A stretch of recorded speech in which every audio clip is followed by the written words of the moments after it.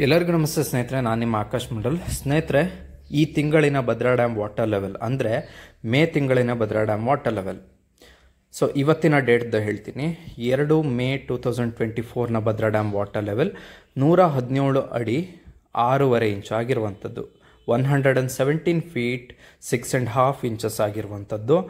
ಇನ್ನು ಇನ್ಫ್ಲೋ ವಿಚಾರಕ್ಕೆ ಬರೋದಾದರೆ, ಒಳಹರಿವಿನ ವಿಚಾರಕ್ಕೆ ಬರೋದಾದರೆ 736 ಕ್ಯೂಸೆಕ್ ನೀರು ಒಳಹರಿವು ಆಗಿರುವಂಥದ್ದು.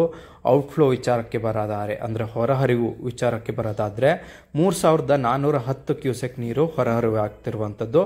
ರೈಟ್ ಬ್ಯಾಂಕ್ ಕೆನಲ್ ಅಂದರೆ ಭದ್ರಾ ಬಲದಂಡೆಯಲ್ಲಿ 2650 ಕ್ಯೂಸೆಕ್ ನೀರನ್ನು ಹೊರಹರಿವು ಹಾಕಲಾಗ್ತಾ ಇದೆ.